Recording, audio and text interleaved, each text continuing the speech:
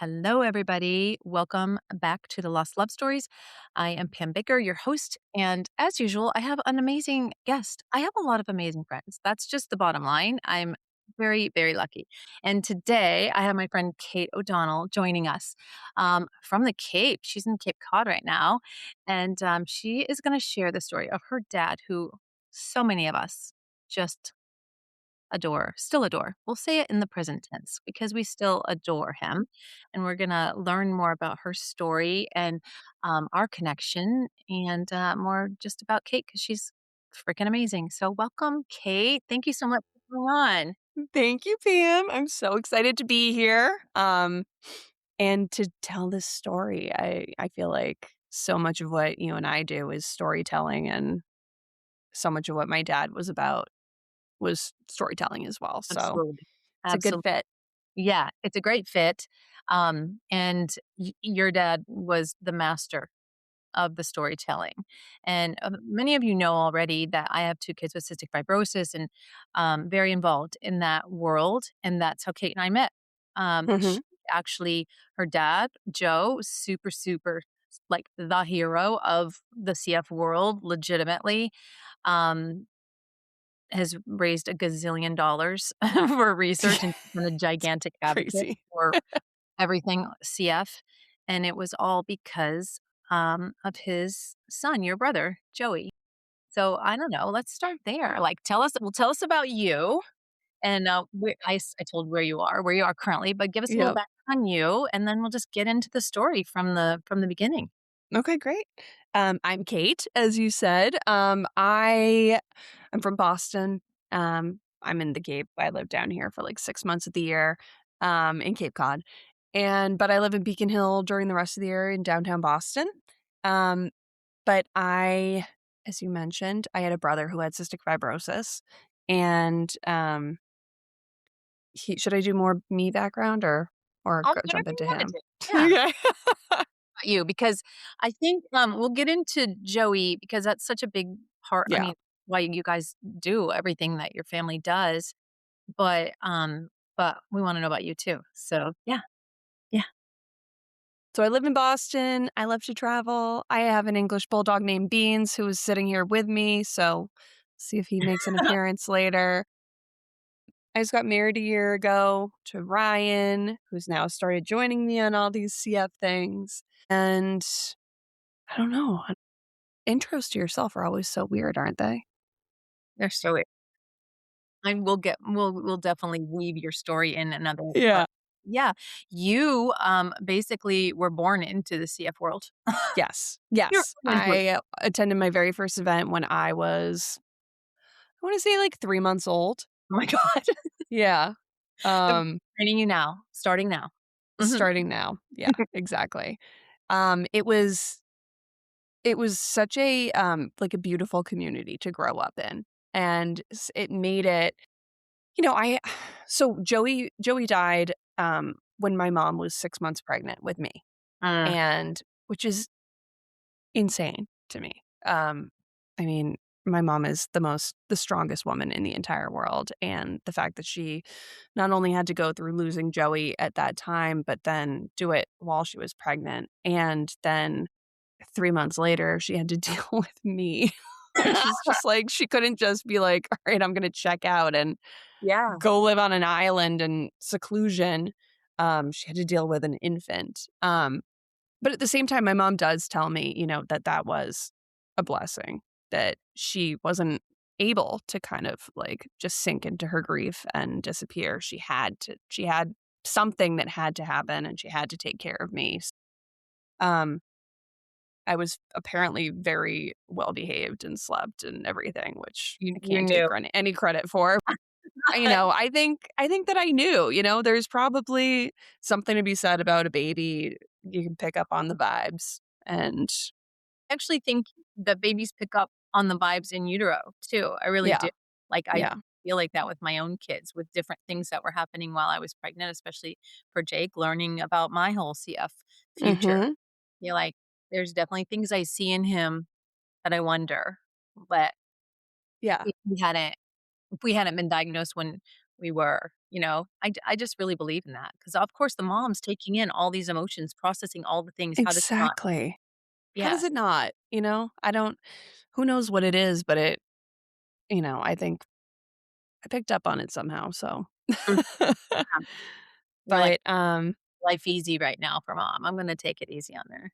Yeah. exactly, exactly. So they started bringing me to stuff immediately. My parents jumped right back into fundraising and, at the very least, trying to rally Joey's friends and community together because he was 12 when he died. And, there are all these 12 and 13-year-olds who just lost their best friend and they don't understand death. And it was really scary for them. And my parents found a way to rally them. So, one of the first things they did was the kids wanted to build a playground to remember Joey by. And so the whole town came out and built Joey's Park, which still exists in Belmont today Mhm. and is a destination playground. And we just rebuilt it about 15 years ago with material that will not rot or get infested by rats, which did happen. So, but Casey, my sister and I, we were both there. She was an infant. I was washing tires. And then, we got to meet all of Joey's friends and they brought their kids back to Oh, build this. And so it's become, you know, this big community around people who knew Joey and who loved Joey. And it's not entirely just about, there's the cystic fibrosis side of it, but there's also this group that has wanted to keep his memory alive, and they have a physical place that they can go, and it's this playground, and the generations grow up in it. It's really, really beautiful. it is really beautiful. I never thought about that, but it's gotta be so cool to have been his friend and then bring your children Yeah. to, like, meet their friend, their childhood friend, essentially, you know? That's Yes. awesome. Yes. That's Yes. And it's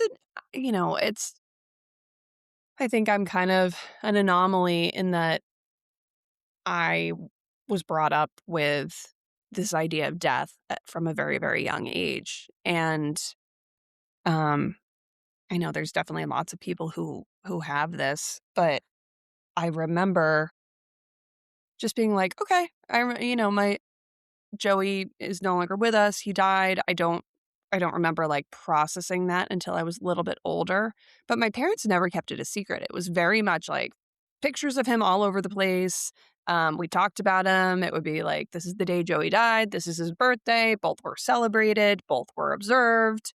Um, I think there's a and big credit to be given to them too because it's so much easier to I'm not lost a child, but I'm sure it's so much easier to just be like, put that on a shelf and, out of sight, out of mind as much as it can be. It's not ever gone, but I Right. love that, but just I do continuing to too. have him be like an active part of the family, essentially. Exactly. And I think it was probably cathartic for the entire family. My cousins were his age and they lost their best friend as well. It was I in being able to talk about him and remember him. And, we were little, so we would ask questions all the time and it made me very, very comfortable with the idea of death at a young age. I do remember though, um, it clicking in first grade. And I was at school and I went to the school that Joey's Park was at.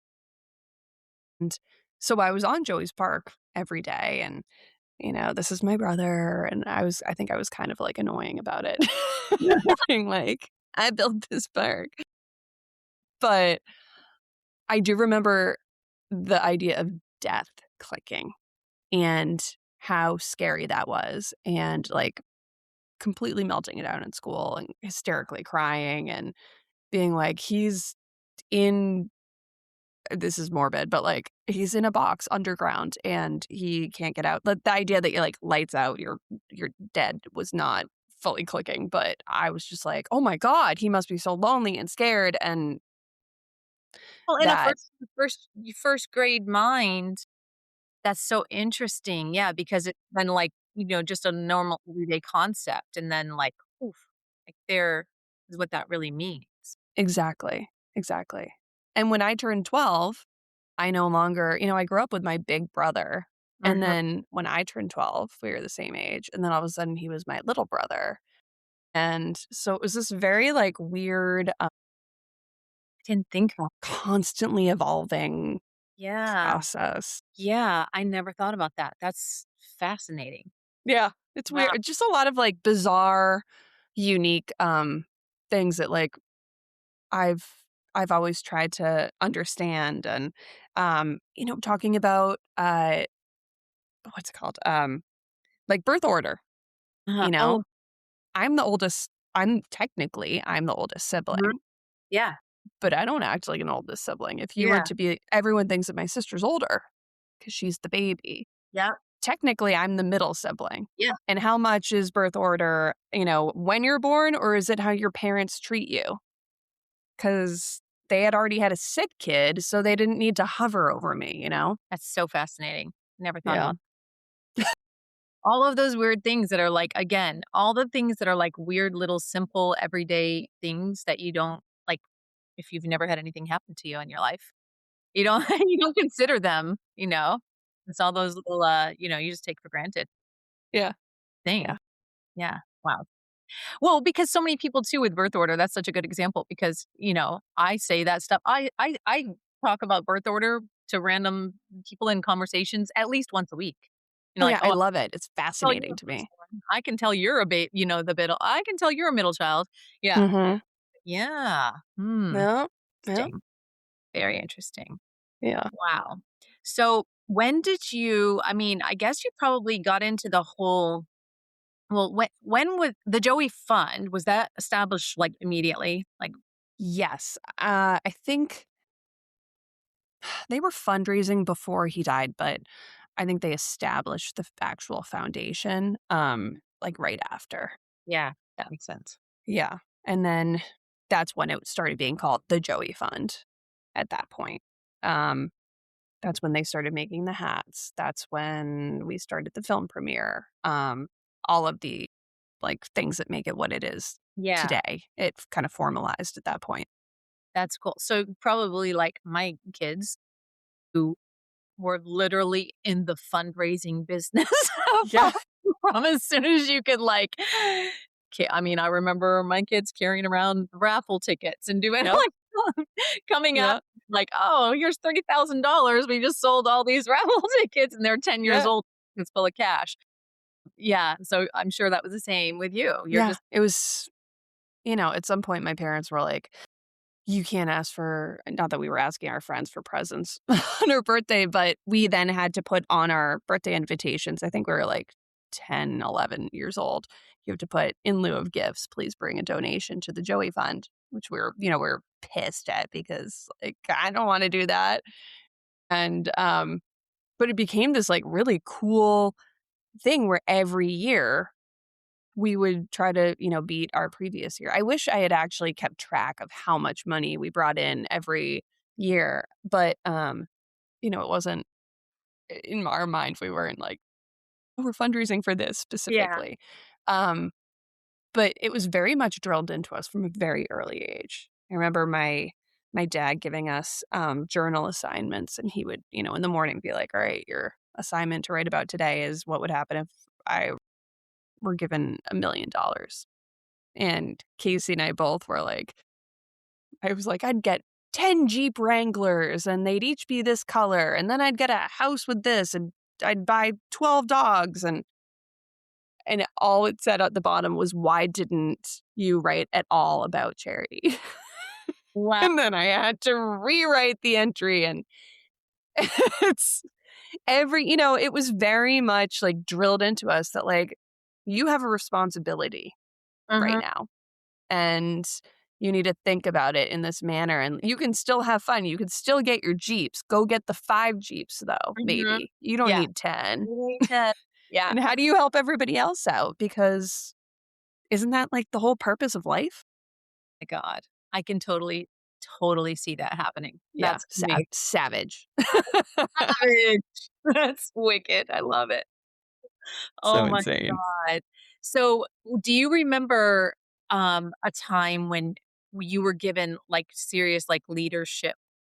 roles? Because obviously you not obviously to the people listening, but the you've become a major leader in the entire National CF Foundation. I mean, and all the things you do with milestones and being on the national board and all the things that you've done. When did you see that and and maybe your dad was like, "Now you're going to go this path." Yeah. When did you see the leadership side of it all coming out? I think I've always, been very drawn to just this entire world. I like I like people. I'm a huge extrovert. I like working with people. I like seeing the difference that you can make. My sister is a bit more like behind the scenes, and Okay. that's what she likes. And that's what we've always been like our whole lives. I'm very much like my dad in that manner. And I think I'd say like probably 20 years ago, I realized that we needed a website. Mhm. And we had one, but it was more of a landing page. One of Joey's friends had started it in like the very beginning of the internet. And it was way more than a lot of nonprofits had at that point, but it wasn't very functional. It just had like how to contact us. And so I decided to take over the website. He sold it to me. I built out our Facebook group. This is pre-Instagram and everything. And um, I this was coinciding with when we were rebuilding the park. Okay. And I found it to be a very effective way in getting the word out of Mhm. what we were doing and connecting with the community. And I was like, oh, it was a big light bulb moment of, oh, I can run this and get people to really lean in by, posting photos and creating this community online. And then from there, I'd say that was the first taste of it. And then I owned everything that was online from that point forward. Because my dad, he only got a phone, like, 10 years ago and didn't really know how to do anything. Very analog. And, so we did that, and then I just started going with him to events. I was always his date to any of the cystic fibrosis events, that were not family-based, and I started traveling with him to VLC was when the leadership within CFF really popped up. Um, the first one I went to, and I think probably where I met you, Yeah. was in San Diego. It's the one I chaired. Yes! Mhm. That Yep. and I was like, "Oh my god, she's famous, it's so cool." And it was you and Ray, right? No, me and Justin. You and Ray Justin, yes. Ray was the next year. Yep.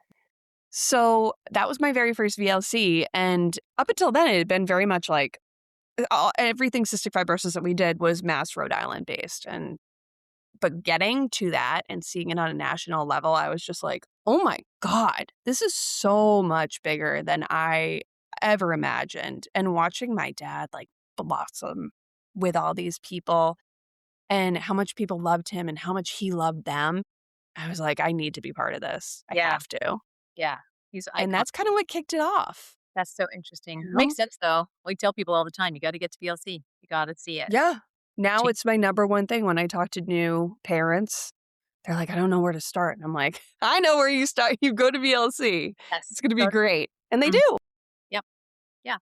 Okay, so well that leads us down to let's talk about your dad because iconic. I mean, he's like I said. So he started uh Joey was diagnosed very very early, right? Was he? Yeah. Yeah, Yeah. he was about 6 Uh, months old. yeah. And so take us through that. So he's diagnosed with CF and then your Mhm. what did that look like and how did he come into like he evolved into this like literally iconic persona that is like literal superhero status in the CF world and beyond. So, talk about that. Like, let us take a little peek into who was Joe O'Donnell. Yeah, it's so when Joey was diagnosed, it was a lot of my mom, banging on doors, being like, "My kid is sick. This is not normal." And it was, and Vigil writes about this in Breath from Salt, but they were like, "Oh, honey, this is your first kid. You're fine. Don't worry about it." And he was very, very sick, and she was just like, "I hate you guys." Um, You know that but same thing happened to me for 2 yes, It's exactly the same. They I was a heart infuriating. attack, like, I was gonna be blacklisted from the medical community. I was like, "Something's wrong with my kid." And they Mhm. thought it was all in my head. It Mhm. happens with, like, everyone, and it's so infuriating, and you would think at this point Yeah. that they'd be like, "Oh, maybe we should trust the mom." I don't know, maybe she's right. So, that happens, Joey gets diagnosed, he's very, very sick, and, my dad worked in academia. You know, he didn't come from money, he was always very entrepreneurial and successful and really good at what he did, but he was working at Harvard Business School as a dean of students, and he loved working in higher ed. And the only reason that he left was because he needed to make way more money to take care of a sick kid. For the costs. Yeah. Wow. And so he ended up buying um, this food service company. And that's where all of his like business acumen really, you know, went up. But he realized very quickly that he's always been very good and entrepreneurial at and meeting people and bringing them in and telling his story. He's the most someone once described him as being able to charm the birds out of the trees, but he really was a charmer. And so that's what he did. He just started traveling around and telling people about what was going on. And he realized very early on the power of storytelling and fundraising. And because it was his story and he could show them Joey and Joey could come and, they took part um in advertisements and Joey showed up on, news programs and I have them all on the computer. I'm going to be posting them on the Instagram soon. And they really, really worked hard on awareness and getting that out and showing this like really cool little kid who loved baseball and he was just like funny and an artist and had a bunch of friends and people could see him and be like, "Well, he looks like my friend. He's Yeah. not, Yeah. you know, It's just a it's regular. it's just a regular kid Yeah. who wants to live." Who wants to live? Mhm. Yeah. And that's really how the lore of Joe O'Donnell started. Wow. Wow. And so when he, so where was the focus, like his local focus, and when he started merging nationally? And maybe that was from the beginning.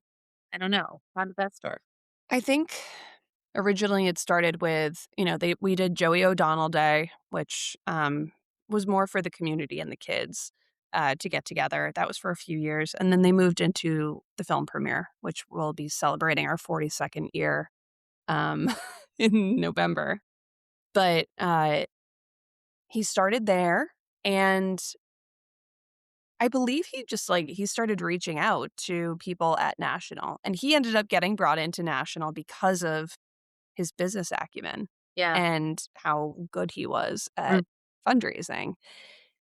And, he was part of the group that made the decision that we had to no longer fundraise specifically per chapter and community Oh, and bring all of the money together and use it as venture philanthropy rather than which if that hadn't worked, I mean, like, it could you're have imploded the entire community. yeah, But it did. It did it work. Brilliant. yeah, It thank became a God. massive game changer. Yeah. Yeah, but I think, when this group of people got together, including Joe, and they all said, he met Doris Tulson, and he started meeting all these, like, huge names in the CF world, and he charmed them, you Yeah. know? Yeah. And they realized we gotta get this guy on the team to start traveling around the country and telling his story, and I think it really, really ramped up too after Joey died. Um, After Joey was gone, it was no longer about just keeping Joey alive. It was much more, "I've seen what this can do and what can happen to all these people," and, it really lit a fire under his ass, and he just Well, and that's a huge testament too, because I think that's a rare situation that you lose your child and then Yes. you're gonna work your ass off to make a bigger difference and like I'm Good. out. Yeah, I'm out. Yeah, Just wrecked me, I'm done. That's totally. a And I don't blame anyone who does that either. I don't know that I would be able to suffer a no, loss I like don't either. that and jump deeply there's some crazy statistic where like 90% of couples who lose a child divorce and um it made my parents stronger. It made them I don't know, it just grew a deep respect for both of them. And I think just like they learned how that they each have their own lanes and what they deal with and it made their relationship just even better, which was Yeah, crazy. yeah. Again, testament to both of them and their Yeah. character and who they are. Yeah. They're yeah, that's amazing. It's amazing. Wow. Okay, so then he partners up officially. Yep. He's becoming like the face, the name The face. Yep. of the foundation, and yeah, I mean, I was trying to remember when I first met him, but I just remember being, like, blown away because he was Yeah. such an inspiration, and he could literally, like, make you empty your pockets Yes. easily and be like, "Here, take all my money. Go do I whatever you" know. Yeah. He knew what he was talking about. And if he didn't, I think one of the best things about my dad was that if he didn't know, he would say, I have no idea, but I'm going to go find the expert who knows how to do that. And I'm not, he was a very like beg for forgiveness later kind of guy. Mhm. Not in a manipulative way, but like he'd just be like, well, I got to go find this guy because we got to Yeah, get this done. yeah. And he Really got shit done. yeah. He was the biggest hustler I have ever met in my life. But in a way that raised other people up. He would look at you and know immediately, like, oh, Pam is really, really good at this. These are her strengths. I'm going to put her in here. And especially like at that time, this was in like the 80s. And he was identifying women who were really good at what they did. And I've always found it really interesting that the CF community is, this is not shocking, but it's a lot of women in leadership positions. And a lot of them were moms who were Mhm. really just pissed off at what was happening. And Yep. that was it. You Gotta do know, I'm going to get it done myself at that Mhm. point. Yeah. Yeah. Yeah. And Joe loved strong women, and he loved being surrounded by these really, really smart, passionate women who, my grandma was a very strong, passionate Italian woman, and he always liked that. Let's get it done. The best people to get it done are these amazing moms. Yeah. Yeah. He knew. He did know. Mhm. He was awesome. Yeah, Um, well, when I don't even wanna I hate transitioning to this part, but, I know. you Don't worry, I know brought my I tissues. know, God. I mean, I'm trying to remember when I knew something was not quite right, but, what walk us through that when he, Yeah, started not feeling right and diagnosed and all of that. yeah. Look, Joe was the most charismatic human in the entire world, and if anything was ever wrong with someone, he would make a call to any hospital. He would get them in the door. He would get them to see the specialist. He didn't have that own focus on his own self because he was just so selfless. And I think facing your own mortality is really, really scary, you know? Mhm. So he had diabetes. He loved food. He ate. I mean, the man could eat, and he loved it. Was his passion. And he basically what happened is he had his diabetes and didn't really take very good care of it. And then, but that was it was semi managed for like 10, 15 years. And then I'd say probably God, what year are we now? Okay, so he died 2 years ago now, and that was 24. I'd say, like, 2 years or a year before COVID, he started, like, really not feeling great. COVID COVID crushed him, as a man who his entire life was people and going out to dinner, and he was in the restaurant industry, so, like, business meetings were lunches and dinners, and his employees, and he loved everyone he worked with, and, like, that was his joy, was being with all these people, and then, we were here I'm in his office right now, actually. I Yay. have, like, all these photos of him right here and articles but we got down here and it was beautiful, but he was alone. I remember he got, like, a cut on his toe, and I was like, "Oh my god, dad, that's, like, a huge open wound." And he was like, "Oh, it's fine, it's fine." And I was like, "Can you not feel it? Does it not hurt?" And I think that's when we realized that, like, the diabetes was Yeah. worse than he was telling us, and that he probably did have a little bit of neuropathy at that point. So we did fix that and whatever, and then once we got out of COVID, we got to this first VLC. It was the one in Denver, I wanna say? And in Denver, was it the one that was, like, in summertime because it was right after Yeah, COVID? yeah, Yeah, maybe that was Denver. I and just people started making comments to me about him, Mhm, and I think I could tell that he looked older, but it was very, very obvious to everyone else at that point. mhm. Yeah, I do remember. And, yeah, it was very shocking for everybody because he had always been, like, commanding, and he was still commanding, but he had lost a lot of weight, which he had been trying to do, so it wasn't that concerning at first.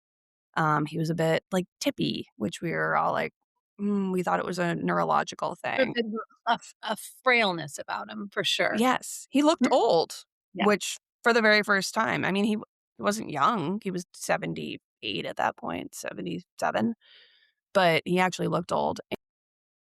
Anyway, very, very long story short, he felt like absolute crap, and he started kind of fainting a little bit, and we didn't really know what was going on.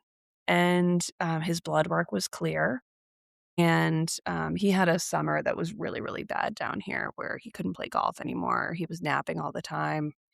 I got engaged at the end of the summer, and then a month later, my mom called me and she said, "Dad had a stroke." And I just called the hospital, and, um, it felt like a very final call. Up until that week, he had been we were calling him, and he didn't really wanna talk, because he felt so sick, and, um, anyway, we went to the hospital, and he was there for probably a week, and, at that point, they did a full body scan, and they found that he had pancreatic cancer, and it was stage 4, mets to the liver, um, which was I mean, everybody knows what pancreatic cancer does, and especially stage 4, there's Stage 4. nothing you can do. Crazy that it wasn't showing up in any blood work. I Huh. know. How? And, I'm convinced that, like, they weren't testing the right it's not like he was going in for a full body panel because Yeah. he knew he knew something was very, very wrong, and I think he was terrified. Prenuvo had just come out, and I was like, "Dad, let's go to New York and we'll both get Prenuvo," and he was like, "No, I'm not going," but that was me trying to get him in the machine. I don't think it would have changed the trajectory of anything. We would have had to but I don't know how long he had the cancer. But this man was, like, hosting dinner parties with stage 4 cancer Yeah. and going golfing, and, we think about that, he probably had it for, like, a year. Yeah, if you think back to when you first started seeing things. Yeah. Yeah, Wow. and maybe longer. I don't know. I mean, sometimes pancreatic cancer moves very, very quickly, but there's no way to know. There are no the symptoms for pancreatic are, like, back pain, which, like, I have back pain. Yeah, who Like doesn't have like at any given moment? exactly. It's back pain, it's weight loss, which But he's trying to lose weight, so he was actively trying, and he was on, like, metformin for diabetes, which uh, is basically a GLP-1. So, yeah, like, he was losing weight. So, yeah, that was the diagnosis, and, 3 months later, he was gone. Yeah. yeah, that To us on the outside, it felt very, very fast because none of us really knew Yeah. anything. I mean, I didn't know, but it was also hearing your end of it, your perspective, it also was very fast It was very, from, like, very diagnosis. fast. Yeah. Yeah. Wow. He I started, like, I would email people, like, once a week, and, I'd always sign off and say, like, "Please, you can forward this to whoever you want, but, I can't, like" whatever. And, we tried to be fairly positive at the beginning. We brought him to, um here was the other thing, is the stroke impacted his ability to speak and to write and to read, and the loves of his life were sitting on his phone and talking to his friends for hours at a time, and he couldn't do it. And he would have some easier days where he'd be like, "Okay, I'm ready for phone calls." And that happened probably in the first month. He'd be like, "Okay, Kate, I wanna call people." And I'd be like, "All right." And we'd go down the list, and he'd do 5-minute calls with everybody just saying hi and checking in, and but after that, it started, the brain is crazy. And I took a lot of psychology classes in college, but seeing, the clock test, seeing him actually writing the clock down and seeing what his version of a clock was, I was just like, "Oh my god." But I think that was one of the hardest parts was watching. He wasn't just sick, he was sick and couldn't communicate in It's really hard. a really meaningful way um, that we all know he loved to do. Yeah. He was And good. that was really Yeah. awful. Do you think you hear these people with dementia and stuff like that where Mhm. they do you think he had a frustration, like an awareness, Oh, like yeah. he knew, so which makes it even Yeah. sick. Even worse, yeah. He would get very, very frustrated, um, but then try to, convince us that everything was fine and, try to do, business as usual. And but yeah, he knew what was going on, Mm, especially when it first happened. It was, I'd say he was pretty aware for, like, 2 months. The final month, it and the chemo, I mean, chemo is such shit, and it's awful, and he didn't wanna do chemo, but uh, we were like, "Please, please try the chemo," like, because you hear, "Chemo's the only thing you can do," and blah, blah, blah, and he couldn't do a Whipple, it was too far gone at that point, but at least we were like, maybe we can do some aggressive chemo and we'll get a yeah, year out of this, something. and he Yeah, can recover from the stroke, and we can actually make, like, life plans. right, right. 'Cause he kept in the first month or so, he'd be like, "All right, I wanna make these plans, like, I wanna do this with my business, I'm not done with CF. We have to set you up with CF, we have to do this, and we have to do this," but it became too difficult to plan all that because of his mind, and, um, that was the worst part, though, was this, like, beautiful mind of his was just and he couldn't control it, and it was so, frustrating for him to deal with that. Um, and he didn't want people to see him like that Not either. not I'm So, sure. um, eventually, we did, like, 3 rounds of chemo, and it knocked him out, and we were just like, we can't do this to him. This is torture." It was worse than the cancer, and he wasn't in any pain at any point. Um, so we just figured the chemo caused pain, but the cancer wasn't. So we went to hospice at that point and, kept him really comfy and he was able to kind of, we watched a lot of movies and talked a lot, but Was he able to stay home for the most part? oh, yeah, yeah, Okay, yeah. good. He was in the hospital right after the stroke, and then we brought him in for, like, a few appointments, but, we found some unbelievable caretakers, especially this man named Julio, who ended up working for my friend's dad as well when he was sick, and Julio basically, like, lived with us, and there were a bunch of other guys who helped out, and, but it allowed him to continue to have some dignity throughout the rest of it, and he had Julio and, just that, like, he didn't want us having to, like, bring him to the shower or whatever. It was, helpful, and we still, we keep in touch with Julio, and he's, like, the best ever. But he, he stayed at home. We retrofitted the house, So good. and, um, and so he was comfy in the house and in his room and everything. Good. That's so Yeah, important. That's so important. yeah. He was home, and I had hospice care come in for a little bit, but I just didn't have a good experience with that, so we hired caregivers as well, and interesting, same thing. One of our caregivers was just so amazing, and now she's taking care of my mother-in-law. Like, she's Like, yeah, so she knows, my mother-in-law hasn't really ever, uh recovered from losing John, from losing her son, and so she's kind of gone downhill, and, yeah, she's just being so hard. taken care of now by someone who knew her son, so it's kinda It's, like, it's so beautiful. it is Like, beautiful. Yeah, these really is. caretakers, they the way that they're able to deal with death with such a,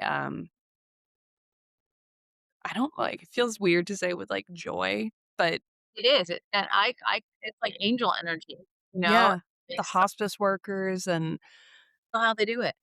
I don't either, and, he was able to take all of us who were terrified and devastated and constantly just, like, we stopped eating. I lost, like, 15 pounds in a month, like, so did my sister, and my mom, obviously, too. She's a peanut, and she was just a little bird at the end of this, like, they were the ones, like, feeding us, and they were the ones being like, "This is what we're doing. This is, you can trust us," and, we were trying to go through, um, last rites. We didn't know my dad would grew up Catholic, but wasn't really practicing at all, but he was hanging on for a very long time at the end of it, and we were like, "This is." I love talking to people who have gone through loss because, like, you get this, Yeah, like, the dark humor that yeah, surrounds grief and death, and, like, we were just like, "We don't know what to do anymore because he's hanging on." And Julio, poor Julio is like, I've never seen someone hang on this long, like, we don't know what to do." And we were like, "He must need us to say something. We must have to," we're talking to all these consultants and, like, people who've gone through this and hospice workers, and, we're going in and being like, "We have to apologize to him for all of our wrongs." So I'm, like, confessing the weirdest shit ever to my dad, and I'm like, "And I forgive you for when you yelled at me when I, like, broke this thing, and, like, I came home drunk and you were so upset, and, like, I forgive you, and I was wrong," and, like, nothing worked, and finally we were like, "We have to do last rites." And we were like, "He's not religious." And we were like, "It doesn't matter. We have to do last could be rites." the thing. And Julio's like, "It's fine. We have to do is bless this water and, like, I can perform it." And again, it didn't work, so we had to call in a Catholic priest, and my friend had told me about this, It is like, like, really "I'm not hot buying in, priest. Leo." Yeah, Exactly, it didn't work. So, anyway, crazy. we ended up finally getting a priest. Yeah, he wanted to hang on. Yeah, wow. So, Yeah, but I mean, these people are just godsends. I they are. cannot speak highly enough Angels. for them. Yeah. Truly, truly, it's insane.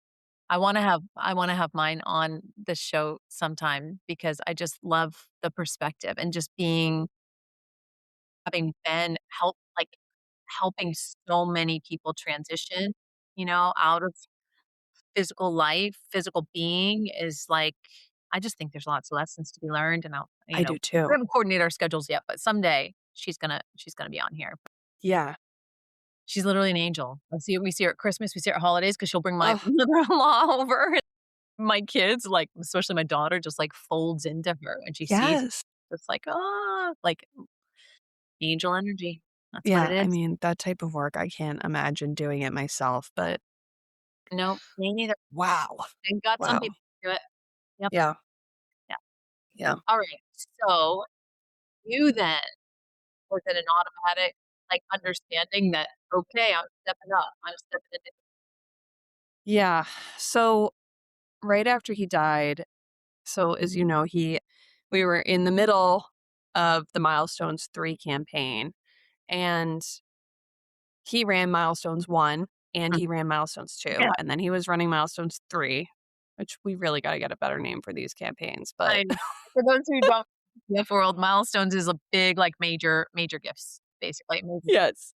thing, yeah. And he had run it, and all of them that he ran, he exceeded what they had asked him to do. And so, of course, he joined in, and by the time he had started on Milestones 3, he very much was talking, to the foundation about, like, um, legacy and, um, and succession planning as well, because he was like, "You really do need to bring in I can't be it every Forever single and ever. time." Yeah. And not saying he was like, "Kate's gonna be in this always," but, like, you can't just have one Joe O'Donnell. You need to train up these younger people who are Yes. so passionate about it. And, this is when he would, like, talk about you and Margaret and, like and Mark and Angie and Peter and just be like, "These are the people who are passionate about this, and, like, we can take, like, 10 of these people, and they can go everywhere too." But he was like, I'm getting old. I'm tired. Like, I can't run every single thing anymore." And I would sit right here with him on these milestones meetings. So while I wasn't running it, I was kind of like, not his handler, but like kind of his assistant in these things at that point. Cause I think he knew that like I was going to be stepping into Mhm. his role. Yeah. And, um, and then he died in the middle of milestones 3. Yeah. And that was in January. He died January 7th. And, we had VLC in March. And, I wanna say probably 2 weeks, 3 weeks, maybe a month. No, it must've been only 2 or 3 weeks after he died, the CFF called me up. I forget who it was probably Angela, and she was like, "We wanna talk to you about, like, VLC. I think we're gonna, um, do a video about your dad and to remember him, and we don't you're probably not coming to VLC this year," and all this stuff, and I was like, "I will be at VLC. And if you need someone to speak about him, I will talk." Because I could not imagine someone else talking about him. And I'm curious how you feel about this too. I get, like, weirdly annoyed when other people try to, like, memorialize my dad. Mhm. And Yep. do you find it the same Oh, way? yeah, Like totally. Mhm. Yep. Mhm. Yep. like, Like, I'm don't just like, "You pretend. don't." Right, like, you don't know him. Like, there's a handful of people I'm totally fine with people doing this, but, like, I was like, "Who are you gonna fly in to have talk about him?" Everybody at the CF Foundation loved him, and a lot of people did really, really know him, but I was just like, "This is too important a job. I'm the only person who can do this." My mom's not gonna do it. She doesn't like to be the CF events really just, like, she can't do them. They're too emotional for her. And my sister didn't wanna do it, and I was like, "Okay." So, Wait. it was me, and then I could tell they were kinda like, "And we're probably gonna start, like, looking for people for milestones," and I was just like, "I'm gonna hate myself for saying this, but, like, I'm happy to take his place." Um, I was like, "I don't know that I can fundraise to the extent that he can, but I if we have a team or something, I'd be happy to do it." And that's when they suggested that we bring, Amy back Yeah. in, and which was so fun because she was the person who asked my dad to chair the very first milestones. So it became a full circle thing. And, yeah, that's basically how it happened. And, 2 months later, I was standing in front of everyone at BLC Yes, talking about my Lord. dad, giving a second eulogy. And, I don't know, I think it's been kind of a very natural move. Um, it's one that I have really, really enjoyed. And being at all these CF events with him and VLC and ACFC, I I'm like it feels like a really beautiful way to remember him and to honor him and to be around these people who loved him so much, and it's a side of him that, people always say to me, like, "Thank you for sharing him with me," but I always thought it was the opposite, like, me getting to be with him at these CF events, like, "Thank you guys for letting me see this side of him that I wouldn't get to see otherwise." Um, but, like, this is his legacy, he wanted to cure cystic fibrosis, and he wanted to get it done, and if I can continue to push that through as someone who knew his, like, heart's desire and mission at Deepest. that, at home even, Mhm. then I would love to do that, and it's been so, so cathartic, and, um, I probably talk about him a lot more than I would, and that has been helpful. It is helpful. I feel exactly the same way at our Smokies event that was just a couple Mhm. ago. I feel like that's the only place in my life where everybody still talks about him. Everybody still honors him. Everyone really happy. It's like they're waiting to share memories and tell the stories. And I think in regular everyday life, people don't do it anymore. They don't No.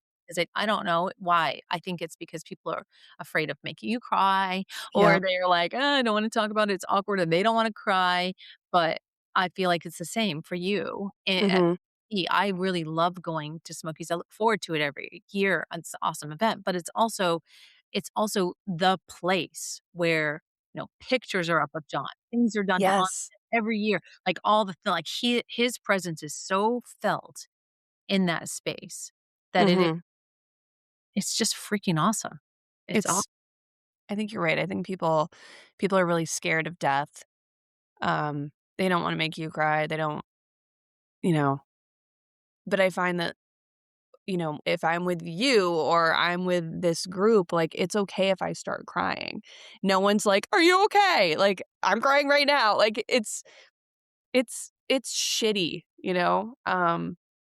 we lost these people who are so, so special, not just to us, but to entire communities, and it's it's beautiful that we get to have these emotions about them, and we're able to remember them in this way is so powerful, and I think, a lot of people don't get to do that.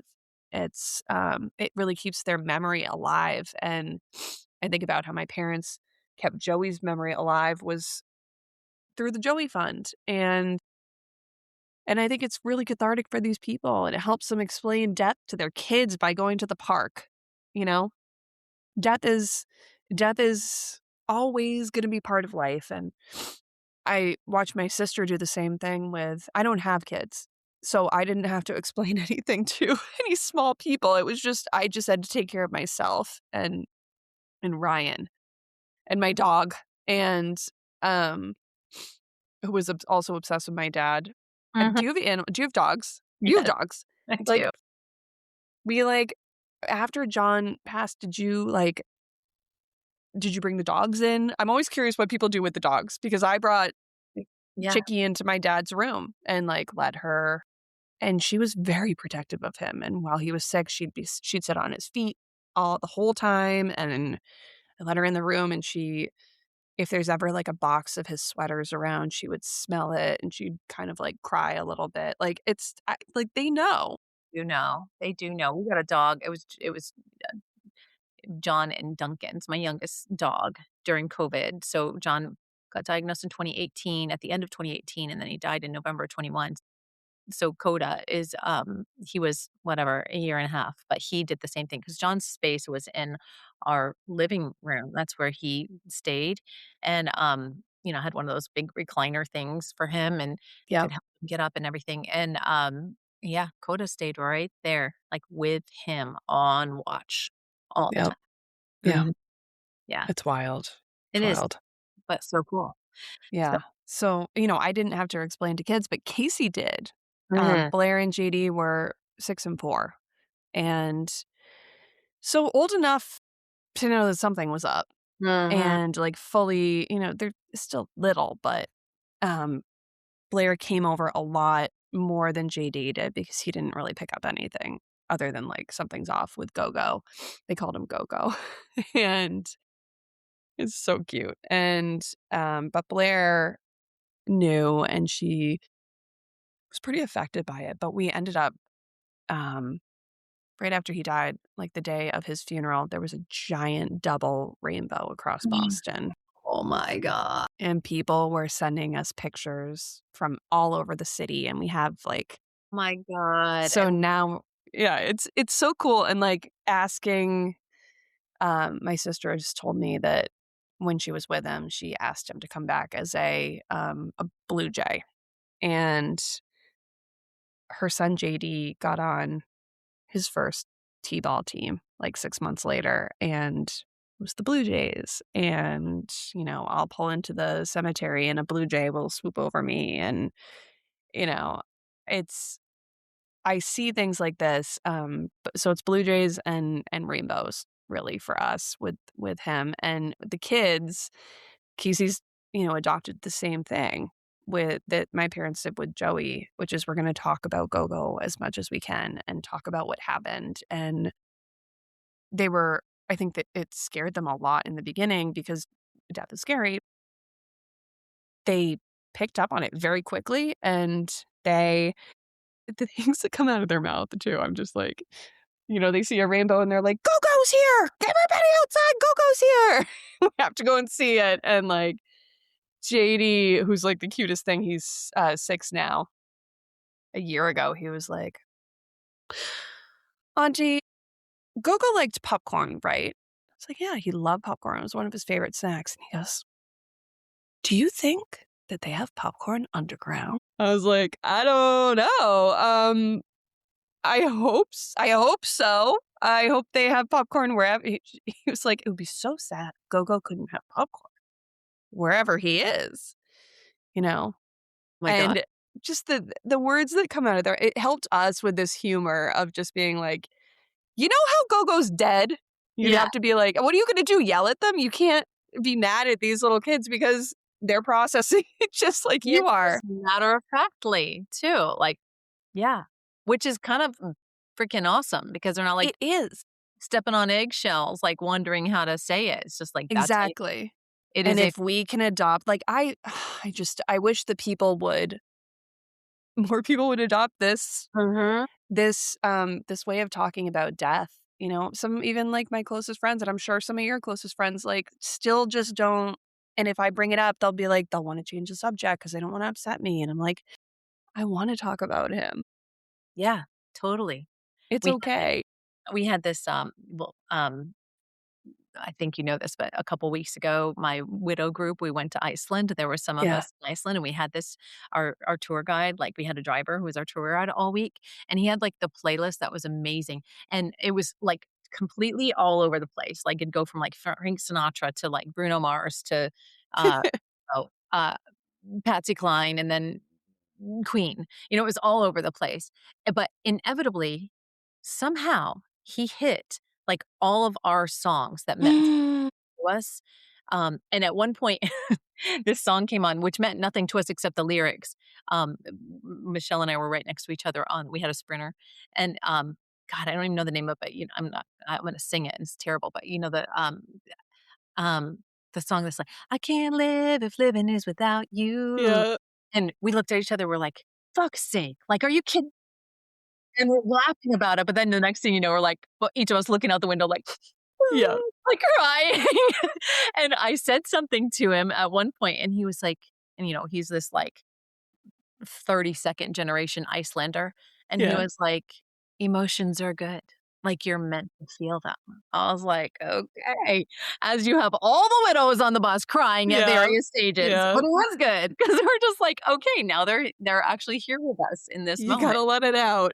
It's fine, it's fine, it was fine. Yeah. But yeah, it's funny how some people are just more Yes. cool with it and others, Yeah. "Yeah, quick, turn the station, turn," he was just E like, "You're good, try it exactly. out." You're fine, cry it out. Yeah. And you don't know until you know. Yeah. Like, Uh-huh. I was the first of my friend group to lose her dad, and everyone is going to lose their dad, everyone.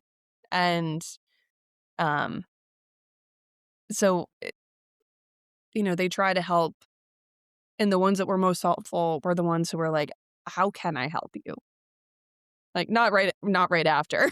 Obviously, I know I can't tell you how to help me, but the ones who were open to feedback and just, like, got in there, Mhm. and there's I think, like, I look back at when my friends have lost, not even parents, but parents, siblings, people they love, spouses, and I never knew how to reach out to them, and that was, like, the scariest thing for me. It was I didn't know how to help them, I didn't know, and now I know that you just gotta bust down that door and show up with the food and show Yep. up with the help and And don't say, "Let me know what I can do to help." right, like, F That's the off, least like, of I don't also, enough with the flowers. flowers, no, done. Mhm. Enough with the flowers. The most helpful thing that anyone sent to me was one of my friends sent over a, like, grief care package, and she had lost her, fiancé, like, a year before, and she's my age, and she sent over it was, like, a grief journal, this, like, little book that had, like, quotes for every day of the year, Oh, so wow. you could just, like, read it. Yeah. There was, like, a comic book about grief that was, like, Wow. hysterical. I gotta send you this book. It was Yeah. so funny. And a cozy blanket and some, like, just tangible shit that I, like, was comforting. And someone else delivered a platter of, just plain turkey sandwiches because The I couldn't eat anything else. I was Yep. nauseous, Yeah. and I ate plain turkey sandwiches for, like, weeks. I also found And fruit to be very helpful yes. because you're getting all the fattening casserole stuff. Yes. Like, and I could just have a piece of fruit. I don't want cookies. I want to not feel like I'm going to die, Yeah. you I know? I literally walked in and I was one of my girlfriends, lost her son, and, this was after John died, and everybody just was at her house always, and I walked in one day with, like, a case of Prosecco and a giant watermelon, and she was like, "That's exactly what I need right now, Yep. Prosecco and watermelon, like, that's it." Yep. I was like, Thank you. "I Yeah. I feel you." Yep. Mhm. Mhm. You know what I learned? Someone taught me because, we were all getting a million plants, and the lilies, oh my god, the lilies. Mhm. The death Enough plant. with the death plant. Yeah. And I already was anti-lily because my mom, after Joey, was like, "I can't with the lilies and the roses." She was just like, "No more. No more roses, no more lilies." So so I called Winston Flowers because they were all coming from Winston's, and or maybe they called me. I don't know what it was. Anyway, someone called me, and they were like, "Hey, I have about 40 more arrangements coming your way and to your mom and your sister. We wanted to let you know that you do not have to accept these right now." And I was like, "Really? I don't need to?" And they were like, "No. All they have done is pay for these." What they ended up doing, I asked them to put a hold on it. And so this is my PSA to anyone who is going through grief. You can call, or better yet, have someone else call for you, the flower shop of your location. But Winston Flowers does do this unpaid ad. Yeah. And they, every time they got one, they would send me a picture of the note and the message sent, so I knew who was sending it and, like, the cost of what they had bought or, like, what arrangement, and then at the end of it, they were like, "Call me in a month," and I called them in a month, and I took all the money that people had paid, and I bought myself, like, 3 big green plants that don't die. Don't They're die. like big ZZ plants or snake plants, and they're still in my house, Yeah. and they're not an orchid that is, like, dying and not dying. Yeah. It's That's amazing. chef's kiss. Yeah, Amazing. And so you then can you do that. still have it, like, that's representing my Right. dad. That's that. Exactly. It's beautiful. Love that. I've never heard that before. That's great. Yeah. Oh, that's So, great. now I wait. I wait. I read a letter. Mhm. and I send a green plant a month later. I love that. Yep. So, Hot tips. We should yep, just and go. turkey, prosecco, and watermelons. Yep. That's it. That's all you That's need. it, baby. That's That's it. And just listen. People don't Mhm. need to, things happen for a reason. That was the worst. Don't say that Yep. unless you wanna be punched in the face. It's like, what possible reason? Or they're in a better place. Better place. No, they're not. No, they're Being in house quite literally not. Mhm. Yeah. So, Mhm. Yeah. We need to do a whole show on just that. That would be super. yeah, it Mhm. would be. Yeah. But, I brought down, I was like, "What can I bring down?" I brought down, I'm like a total hoarder, and so was my dad. So, you remember his ties Yes. he wore?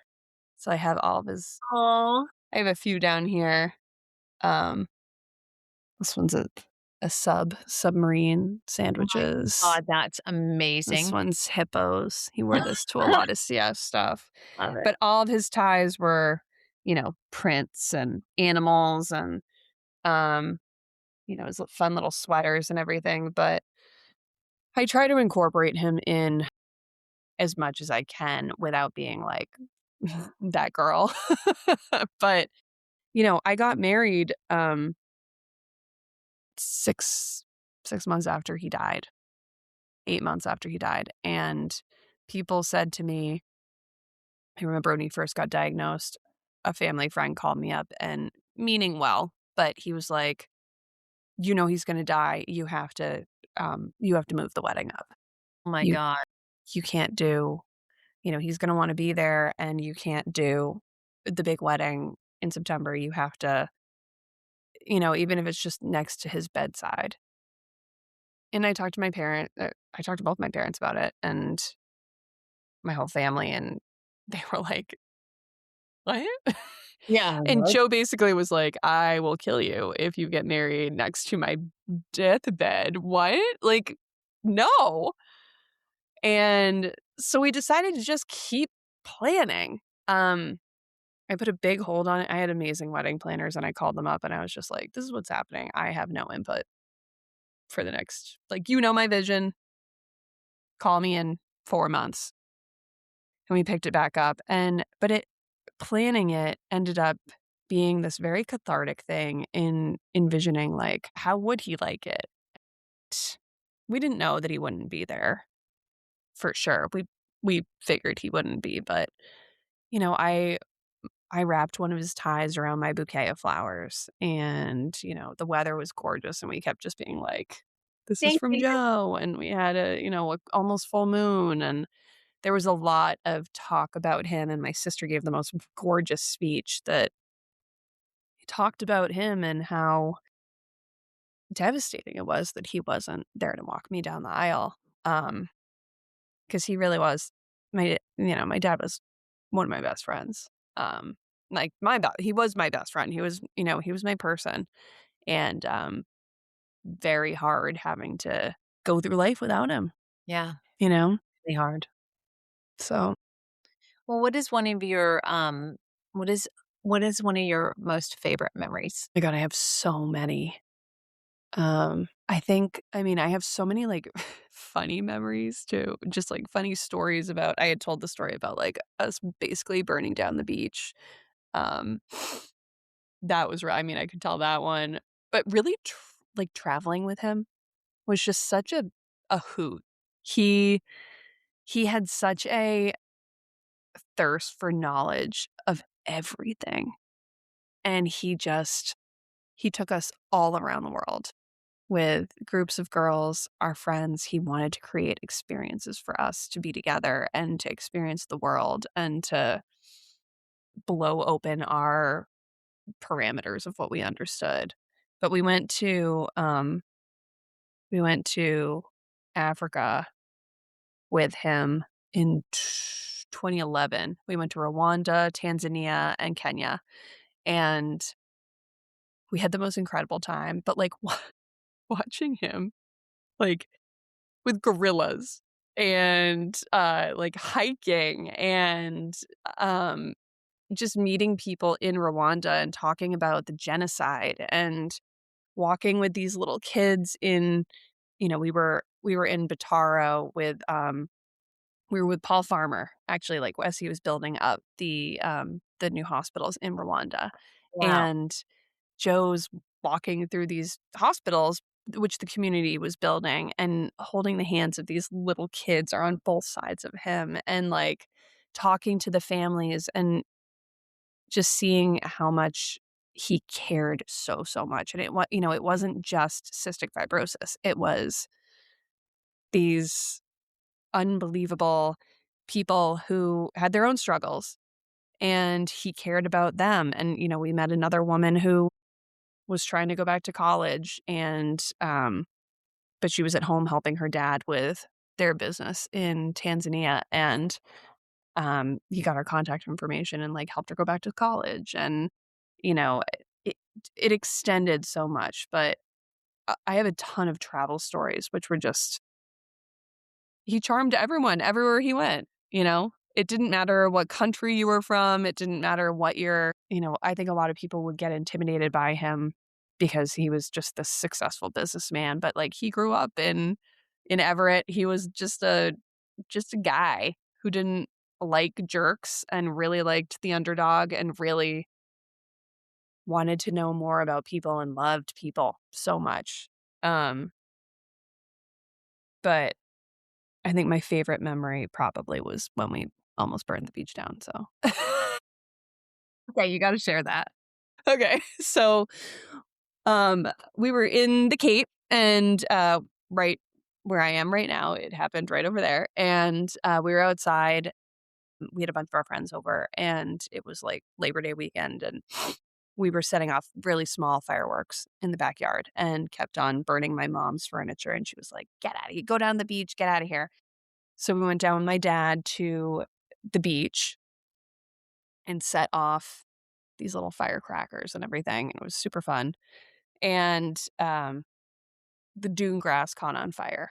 And instead of taking sand and just dumping the sand on it, he took a towel and hit it like this, and flames shot out both sides. And thank God the wind was blowing up towards the house instead of the other way, because if this thing had gone either way, it would have hit all the old wooden staircases going up, and it would have burnt down, like, every house on the street, which would have been so bad. It went up towards the house on the dune grass, and the sprinklers were on. Thank you. So, it just burnt all but the flames they were, like, 40 feet high. My Black god. smoke, you couldn't see the house. The house is white, so now it's, like, covered in soot. Um, one of us ran to get, like, a Gatorade cooler to fill up with water, but then it was, like, too heavy to pick up, and the flames were too big at that point, and we didn't have a hose, and, um, it was insane. All these boats were out in the ocean honking and calling the police, and just flame Joe's eyebrows got burnt off. Um, it was insane. So, anyway, it starts to kind of peter out at the top of the dunes, which this is so funny too, because he used to make us, like, in the middle of the night, pull out the dune grass to gain more beach, but you're not supposed to do that because, you know, erosion. And, Little things. um, we haven't done that in a very long time, but he successfully burnt down all the grass. And so, anyway, the fire department comes and they're about to drive onto our lawn. And my mom's like, "No, no, no. I just had this landscape." And they're like, "Ma'am, it's on fire." And she's like, "It's burning out. It's almost done." So Joe walks up and he's like, "Can I pull you to the side? Because now the fire chief is throwing all his guys down to the beach." He's like, "You got to find evidence," which he would not have found because Joe had sent all of us down to pick up all the burning embers of the fireworks and hide them. So he pulls the chief aside and he's like, "Are you married?" And the guy's like, "Yeah, I am." And he's like, "Great, you'll understand." And he tells the chief that my mom was a closet smoker and that all the girls had caught her, like, ripping butts down by the Uh, ocean the previous night. He was like, "She must have gone down there and just, like, flicked a butt into the dune grass by accident, and I think she's really embarrassed." And the guy's like, "I got you." He's like, "Guys, come on. We're good. We uh, got it." And they left. oh And my they left. goodness. That's amazing. They left. That's So, amazing. it was, Brilliant. a brilliant story, and he got rid of the dune grass effectively, and he just I have so many stories like that, like saving a random guy. We were out on a boat, and this man was, like, drowning. He was clinging onto the side of his boat, and we were in the harbor in Cape Cod, so it wasn't super deep, but it was very windy and wavy, and it was an older man clinging to the side of a dinghy, and Joe, like, jumped in and got him back on the boat and was like, "I'm such a macho man. I saved him." And the man had gone out on his boat. His wife had told him not to go out because there was weather coming in, and he was like, "I'm going out." So he went out and fell out of his dinghy and couldn't get back in, and we, like, literally saved this man.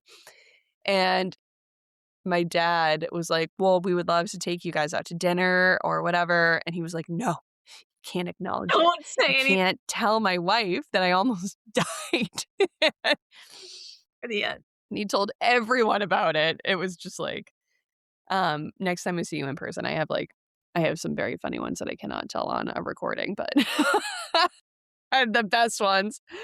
Um, but he just like, chaos and hilarity just followed this man everywhere he went in the best possible way. I mean, the stories he had were just, like, insane Insane. and full of, like, just, like, people. Uh-huh. People and the nature of people, and, he loved it. He loved just getting his hands dirty and, like, understanding it all. So, He's so amazing. God, yeah, such an amazing man. Such an amazing man. he really was, and he loved you guys. He loved his annual picture with the kisses. Yep. Yes. Oh, love that. Love it. Um, well, tell us what's happening with the Joey Fund, and Yep. we'll of course post all the links and anyone wants to get involved in anything. Thank Don't know you. how, but you're doing some really cool stuff. Thank you. We Yeah, I just I've run the Instagram for a long time, and up until 2 months ago, it had really been a place for me to be like, "All right, here's our newest Joey Fund hats." Let me grab you a hat so I can Yeah. actually show you what's going on here. This is one of our hats. So I cool. Love. I think this was my dad's. You can always tell 'cau yep, all his little hairs are in there.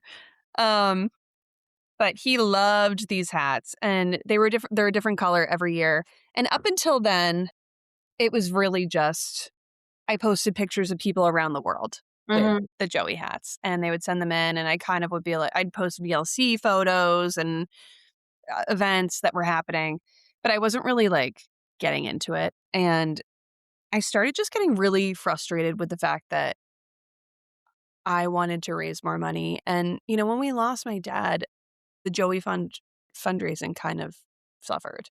Not a huge, huge amount, we're still bringing in a ton of money, but not quite as much. Um, I get it, a lot of people donate to people, They do. and not necessarily to your cause. They donate to your story and to you, and a lot of people were donating to him Mhm. for him. Yeah. If I donate to Joe, then he'll support my thing or he'll help me with this. And, a lot of it, I mean, we're not stupid. No, Sometimes it is it favor is. money Yeah. It's the nature of the beast. and it is what it is. And some people have dropped out and, I wish them well. I wish they were still supporting, Yeah. but Uh-huh. here we are. And, so I got so used to consuming all this Instagram content and watching these people do like the dumbest stuff online and bringing in so much money. And I was just like, I am a creative person. I can do this. Like, I have a following. I don't have like a massive following, but I already had over 1,000 people following the Joey Fund, which is, it's a nonprofit. I'm not posting sexy stuff. Yeah. So I was like, "All right." And the CF community is so vibrant online. So I was like, "I can do this. I can do this and I can fundraise through it." So I'm taking a content creation class right now. And so I'm learning how to like do TikToks and how to create content that's actually interesting and that people will want to consume. So, and I'm having a great time with it. That's And it's working. I've gotten like 10 hat orders in the last 36 hours, which has never, ever happened. I get random hat orders sometimes, but they're very one off. And these are all like directly correlated to the your posts. your your online presence, the game has been elevated. Like, I can see it. Yeah. It's awesome. So, Yeah. that's really cool that you're doing a class on it. Yeah. Mhm. It's fascinating. And it's stuff that like I didn't realize how to do and using certain tools to build the content so it doesn't just look like it's not just a static post or when to do a carousel versus a reel versus a whatever, which I knew what they all were, but I didn't really know like when to use what. And yeah, it's actually I think the other thing was like using my own face Mhm. because everybody knows what the Joey Fund is, but people like to see behind the facade. And I think I just had to get really comfortable with putting my own face on there and like yapping at the camera. And I was like, no one's gonna want to watch this. But they do, and they are. It's so weird. It is, it's It's surprising at all, though. That's the thing. It's yeah, like knowing the people behind the cause, you know? right. It is because Right. again, it's the people. Exactly. That's all anyone cares about. And I'm incredibly lucky that I have been given access to a lot of these tables in, milestones in the board, and I'm going to the, European CF conference in Lisbon in 3 weeks, and, like, I'm like, "Think of the content I can make," but, like, That's amazing. why wouldn't I utilize that? And people who have CF and who are in these groups, like, wanna see what's going on at VLC. They wanna see what's going on. I mean, I can't bring everyone into the board meeting, but, like, I can be like, "Is there anything you want me to bring up at the board meeting?" Like, this should be um, a forum where, like, we can all speak in, and if I can help to utilize that, then, like, let's do it, Yeah. I you love know? I love it. It's so fun. And It even is. for somebody like me who knows you, it's just fun to watch it all happen and I'm learning more about what you do anyway. Because yeah, Yeah. it is like one of those things where even with me with my fundraising, you like take for granted that everybody knows it because you've been doing it for so long. Right. But so many people, so many new people have come into your life since you were doing the bones, like the basics of it way back in the day that they don't know. They're just, "What is this CF thing that she does? Okay." But Exactly. it's brilliant. I love it. Right. Thank you. The craziest thing that's been coming out of it is that I thought for sure it would just be about Joey Fun content, but this class, the leaders were like, "You have to offer something. You Mm, have to bring people in because they're going to learn something." And I was like, "All right, well, I know fundraising." So I started posting these like facts or like, "This is what you're getting wrong," or "This is what you should do," or whatever tips. And that's what's been blowing up the most is interesting. people are and apparently there is like a large gap in people being given ideas of like, I need to raise $1,000. How do I do that quickly? They don't know how to do it. And it's really intimidating. And you and I talk about it all the time. Like it's second nature to us. So why not just post about it? Totally. Love it. I love it. So So yeah, brilliant. thank Well, you. I love this. I love your family. I still love your dad. I don't ever like to Oh, talk about them in the oh, past because they're still here. no, They are. they I love are. that. Yeah. He is. I see him everywhere. Mhm. I love it. I do. I'm the same with John and, just people who have moved on, moved up, however you wanna Moved say, up. Yep. even eating popcorn in the ground. I don't I know, know. wherever they JT. are. It's so dark, but you know what? Death Good. is dark. That is So, dark. Yeah. Um, is there anything else that you can think of that you wanna share or that you think Joe might have wanted you to share that we didn't cover? God, mean, how much time do you have? No, I think sorry, the mower is right behind me too. Oh, we It's loud. keep an eye on our landscaping situations today. Yeah, our landscaping era. Audio works really I well. know. I think just, like, this CF community is just so beautiful and unlike any other group that I have ever met, and I think it's because it's built up of people who are so deeply involved and have lost so much together, and, I'm part of lots of organizations that are not at all on this level, but, like, other groups, I don't see the community like this, and even, like, especially nationally, it's usually very, like, pocketed, and I think that certainly is why we're so successful is that we are so together and centralized and all on the same page, and we acknowledge that, like, there is a lot of loss and grief in, I think about what Margaret's doing with the Rose Garden at VLC and acknowledging those that we've lost. That's so important that we not pretend that, this isn't all sunshine and rainbows. No. And so many young I mean, it's a demographic of young loss. Like, true. Yes.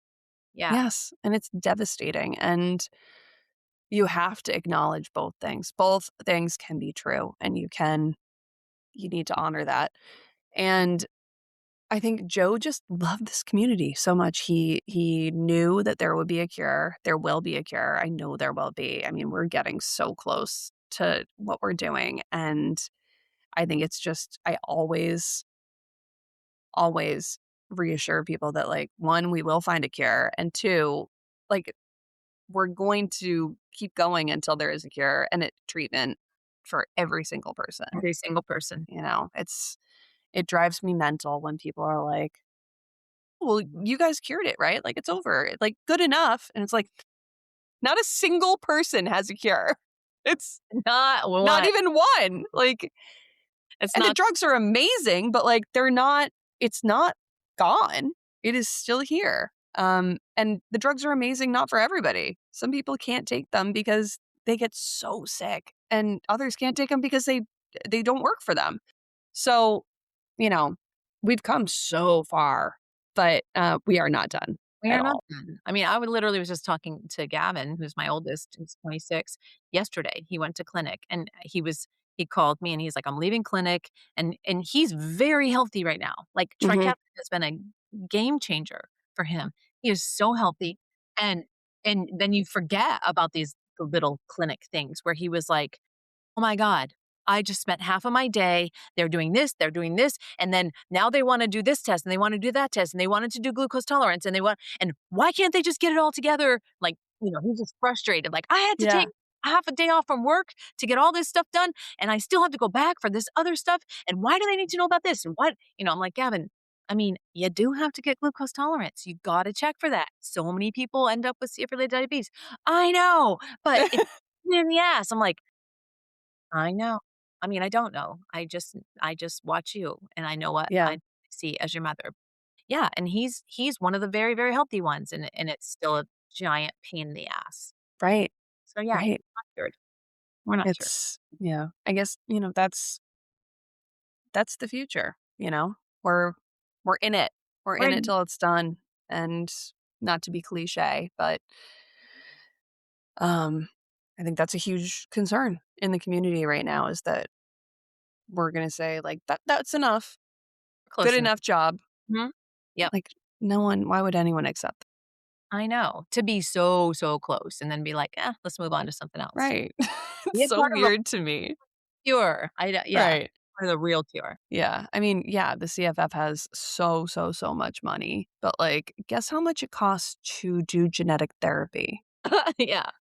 Billions of dollars. Yeah. As it turns. More way more than we have. No. So, yeah, that's pretty much what I would say, I think that's what Joe would say too. and that's what Joe would say. That's exactly what he would say. Milestone's 5. No, just kidding. "Please help me." You know it'll happen. I will. It's okay. That's okay. That's okay. Well, this has been amazing, as I knew it would be. This is great. I love talking to you. I love talking about your Me dad. too. Talk about it Oh, I anytime, know. and it would be my pleasure. And I love you. I And love you. This has yeah, been wonderful. Thank you for having me on. I thank you. love getting to talk to someone about grief who doesn't think that I'm crazy. And we can laugh while we're Yeah. talking and crying. Yeah. It's all good. It's part of it. It is. All right. Well, thank you all so much for joining us. And I'll put all the links to all the things for Kate in the show notes and follow her Instagram because it's really freaking good. It's so good. Yes. So we'll put I that think link it's there just too. at the Joey Fund. At the Joy Fund. Okay. Yep. But I'll put a link too. And yeah, thank y'all so much for joining. And we'll give you more hot tips someday on how to handle when somebody dies. 'Cause nobody freaking. But all right. Thank y'all. Mwah. Bye.